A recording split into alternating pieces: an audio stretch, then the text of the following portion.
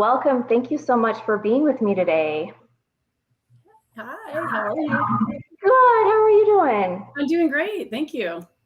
So, for everybody who is joining us live or watching the replay, I'm doing a series of interviews, and really the mission is to connect with busy moms who wanted more in life and said yes to their dreams, and to kind of listen to their journey, listen to their struggles, listen to how their family played a role in it, and also listen to what they got out of it and their triumphs.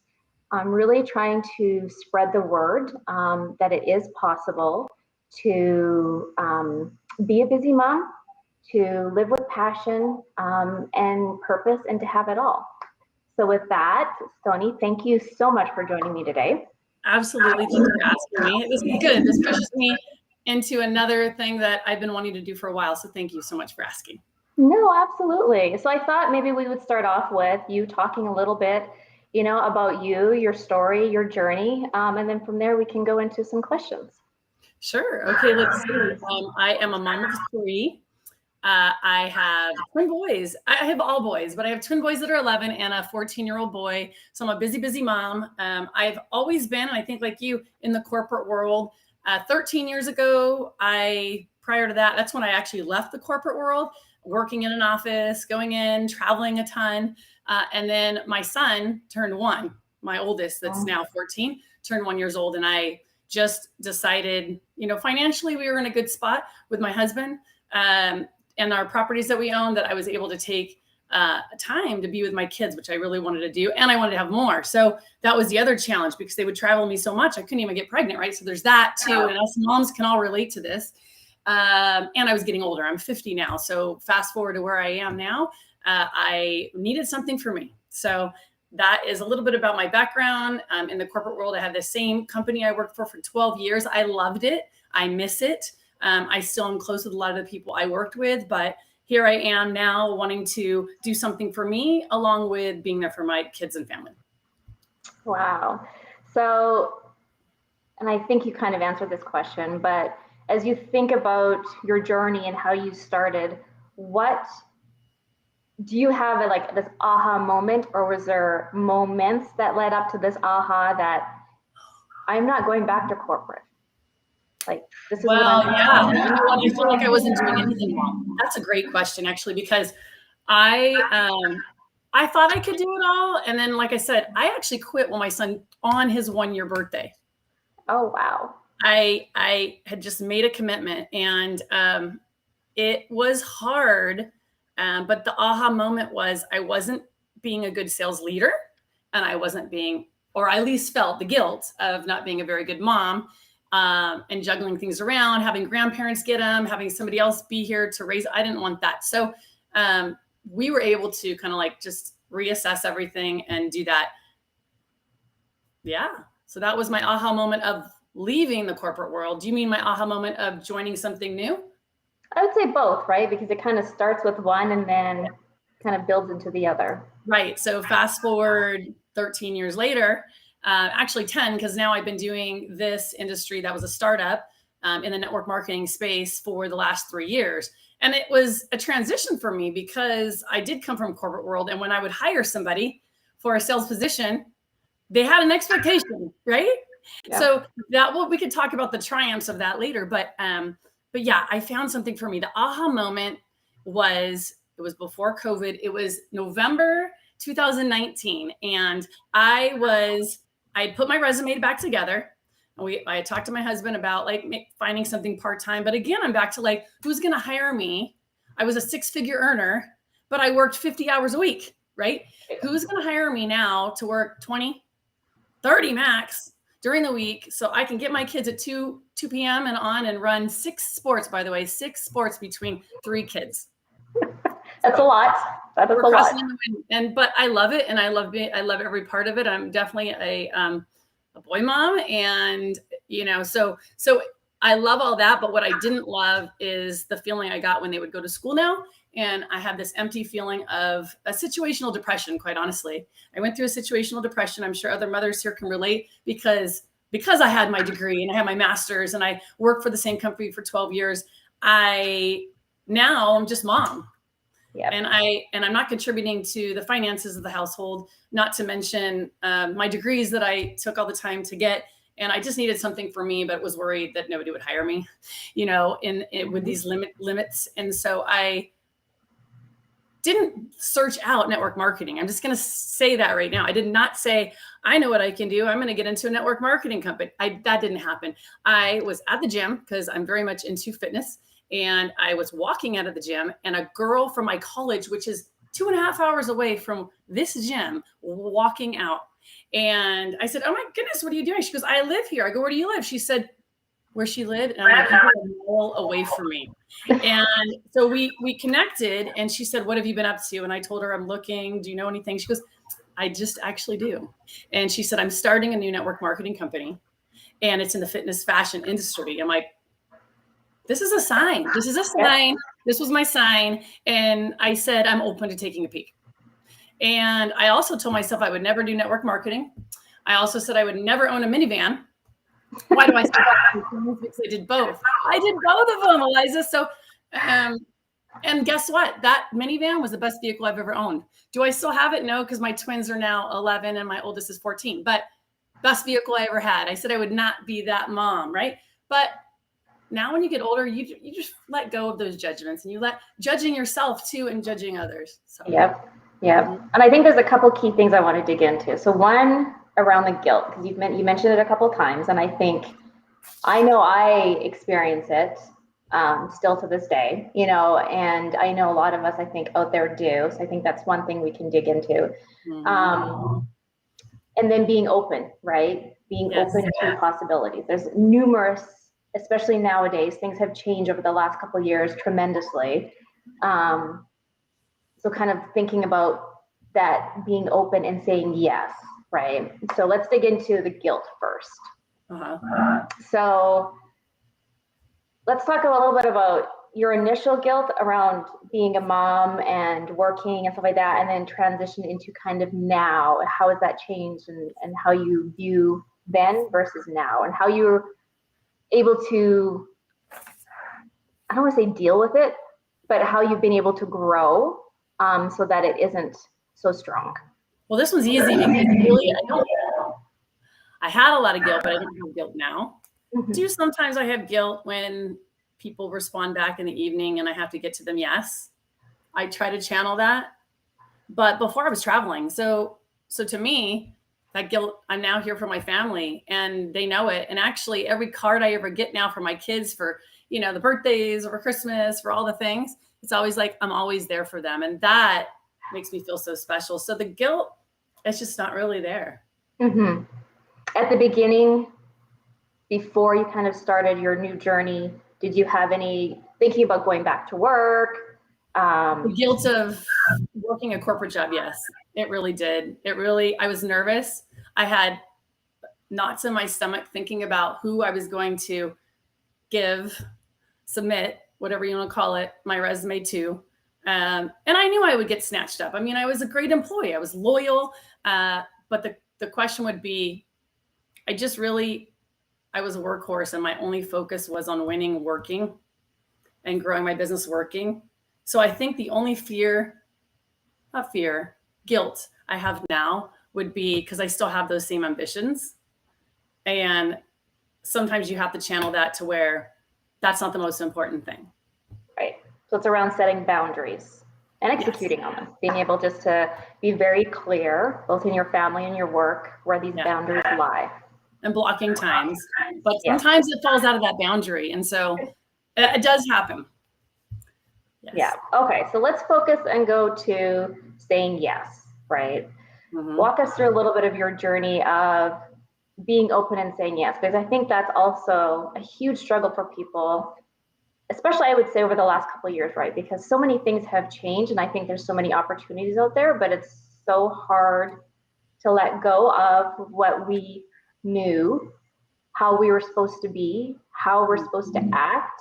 We're supposed to have this 9-to-5 job, and it's different now. And I think trying to show people that you can be open and say yes, and it'll turn out. Yeah, exactly. So is the question, what exact question though can I help answer? I would say, walk us through how you navigated that, because you weren't open to network marketing, right? So, whether it's network marketing or some other opportunity, you weren't open yet. You said yes to being open, right? And so kind of walk us through that dialogue with yourself. Yeah, you're getting deep, actually. So when I first started, I did not reach out to any friends and family. I mean, I told my mom what I'm doing, like you tell your main best friends and things like that. But because in my mind of network marketing, I really wanted to keep it just business. Business is business. I came from the corporate world of business. I would go to, attorney's office and plumbers or you name it to sell them advertisements in books. And so these are business owners, right? So I focus on fitness trainers, gym owners. I use LinkedIn a ton. Is this where you want me to go, by the way? Yeah. I mean, this can help anybody out there. Like there are ways to do it because it comes full circle, really. So I started with LinkedIn and I really just targeted professionally since after I took a backseat to my career, I did recruiting and I still do it part-time for companies that want to use me for recruiting and funneling out people that wouldn't be a fit, this kind of thing, and those that would be a fit for their role. And so I'm good with asking questions and uncovering what somebody really needs and or wants. And so I focus just on business. Now I've gained my confidence and now I'm spreading the joy in the world all over because one, we have the product. We were in co-creation at the time. It was a startup company. We didn't have all the product. We were selling air. Quite honestly, we were selling air and it was get in now so that you can build a team and then the product's coming. And guess what? It came. I saw the vision. I stuck with the vision. I set the goal.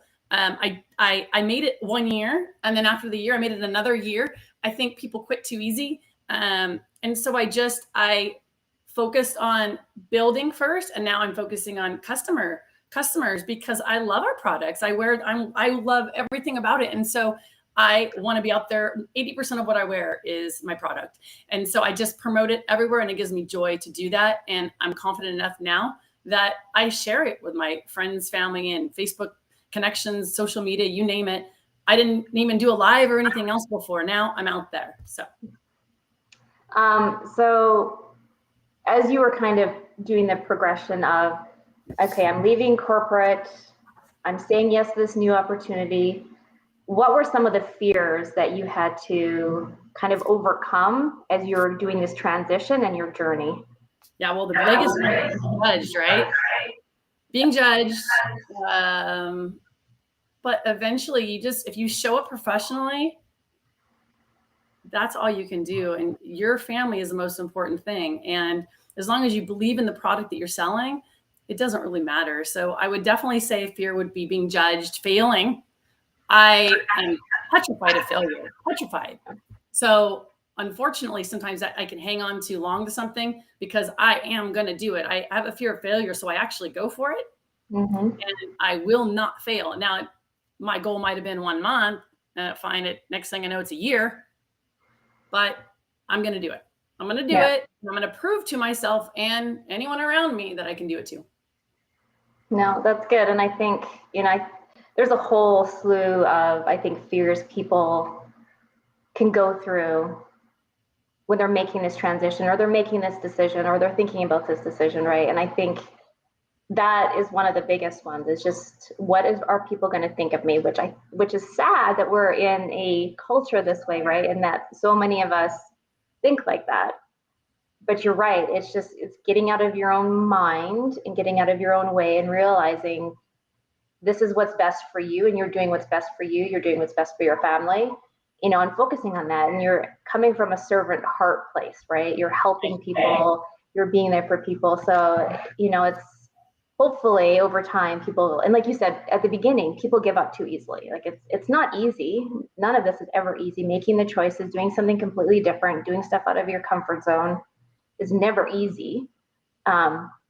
But also if you come across very passionate about what you're doing. And so if somebody finds that passion, making sure that they don't give up for sure. That's it. And so I think another fear was, will people follow me? Will people see me as the leader that I've always felt I've been. And I've had to learn. Obviously, they say, work with people. Everybody's personality is different. Find their pain point. Find their motivating point. Is it intrinsic? Is it intrinsic value? And that's a challenge when you get a growing team. You have to not overthink it, and you have to know that you have to learn when to let go, and it's okay too. Yeah. So tell us a little bit about your family. So as you've kind of gone through this journey, how has your family gone through this journey with you? Well, my boys love to tease me. They said, "Ooh, I'm savvy, sexy," and it's so funny when they do these little things. But I love it, and I grab my phone, and then they stop doing it. But they've been very supportive. Hey, as long as mom's happy and I could get them to all their things and be there for them, they really don't know any different, because I really try to work the bulk of my business during the core of the day when they're at school. So other than a messaging coming back and forth, having to respond to, they don't see the other, right? So yeah. And then at first, my husband was super skeptical when I came to him, and it was right before COVID hit, right? It was December 2019 when I joined, and then COVID hit, and I thought, great, right? But it actually was a blessing. I don't want to say it's a blessing. That's not a blessing, but to be at home and to be able to focus on the business at hand and really learn the industry. So that ended up being a positive. I try to always take what that negative is and turn it into, what did I get out of it? So I was literally like ignorance on fire, quite honestly. It was like, I just went for it. Why? Because I believed in the product. I believed in the vision of the company, and I saw where this was heading. And so it didn't matter that I didn't know it all. I had the time to learn it then, and it wasn't rocket science. It just took effort, block time, and grit and persistence. No, I think that's key for sure. So, advice. If you were to look at your younger self, what would be, one key piece of advice that you would give yourself? I would say don't let fears and your limiting beliefs. I would just say, don't let that stop you from your dreams and your passion. Too many people get in their head and they think, well, look at her. I'm not her and I can't do that. Right. And this comes back down to judging people. We judge ourselves negatively all the time, and we're judging others because they seem so perfect or they have it all. I don't have it all. I have a million issues. We could have a whole other meeting on it. Right. The bottom line is, you show up professionally, you give your effort, and you stay focused. Definitely, I would say that would be the biggest thing. Letting go of those limiting beliefs, not being judgmental, stop worrying about what other people think. They're watching you. People like to see strong women, So if you don't have, I'm telling you right now, before I started this, I had lost so much of my confidence because I wasn't doing anything. I'm sitting around. I could tell you all the Netflix episodes I watched. I was doing nothing, and I can stay in that and still keep feeling the same way I felt. I'd go to the doctor. I'm like, what's wrong with me? I don't know. They're like, here, take this. And I said, no, I don't want that. She said, you know what? It was great because the doctor said, you know what I think you need to do? You need to find something for you. What do you do for you? And she said, what do you do for fun? I'm like, I go to a soccer game. Right? I go to the beach. What do I do for me? And it was a good question. I left there crying, and I thought, she's right. What do I do for me? And now I'm playing pickleball. I go to the gym a couple days a week. I feel good, because I put myself together, and I just share that with the world. And I think the advice I would give would be that, when you're 10 years and younger, you don't need those insecurity band-aids don't need to be ripped off. But guess what? 10 and above, they do, because you get knocked down when you're under 10, everyone's nice to you. There's not a lot of bullying going. Then the bullying happens and all the things happen, and we get in our head. And we just need, as adults, we tell our kids to stop, right? But we don't. So we need to stop and just try something. What do you have to lose? Gaining some product? What is there really to lose? Right. No, that's big. I think, and I think along with that and kind of thinking about 10 years and up, right? All the way up to there, we are asked to dream, right? What do you want to be when you grow up? You can be anything. Right. Then as we progress, it's like, oh, let's crush these dreams. And no, you got to do X, Y, and Z, right? Or you fit into this mold of X, Y, and Z. And I think it's sad because, even for me, I look at me and I'm like, I haven't dreamt on something that I'm passionate about in a long time, and it's just like, wow, like we really squished this out of our children, and as we get older, it no longer exists. And it's like, just being able to get people to think bigger and dream bigger. And again, like we said, is it easy? No. Do you have to get out of your comfort zone? Yes. You do. But at the end of it, it's so much, you'll look back and you won't regret it. Right. Exactly. So I'm building something here. And you know what? I will say that, and that it just might be me, because like I said, I always want to win, or I always want to whatever. But I think this will resonate with a lot of people, is that we probably always feel in the middle of our journey, right? Like we always feel stuck sometimes. We always feel like we're not getting to where we want to be or seeing the results we want to see. And that's when the people give up, right?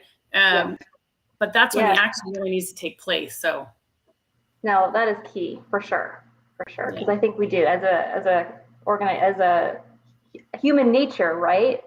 That's what we just like, oh, nope, it's too hard. Oh, no, we're not succeeding, Kate. We got to give up. Like it's not working. It's never going to work. Exactly. For sure. Yeah. So is there anything else that you would like to leave with the audience with? Gosh, I think, no, I just think that, reach out for support. I will say, actually, I do have something to say. And I think it comes down to, because I've been in this industry and you see a lot of either negativity on network marketing or negativity within themselves. How does somebody stay positive and things like that? Try to stay away from gossip, but utilize uplines for support, or sideline sisters or sideline whatever, right? You could do that too. But it reminds me of an interview question I always asked. I still ask this when someone's looking for a job, and I'll even ask it for savvy. It's like, tell me about the worst boss you ever had. What made them the worst, right? And I'm listening for that person to either do one of two things, right? They're either A, going to go down the rabbit hole that I just trapped them in, which is, oh my gosh, this person was so bad, and they hindered me from doing what I need to do, right? Because it's always somebody else's fault. And I think back to my situation when I was in corporate world, and I can think of the worst boss I ever had.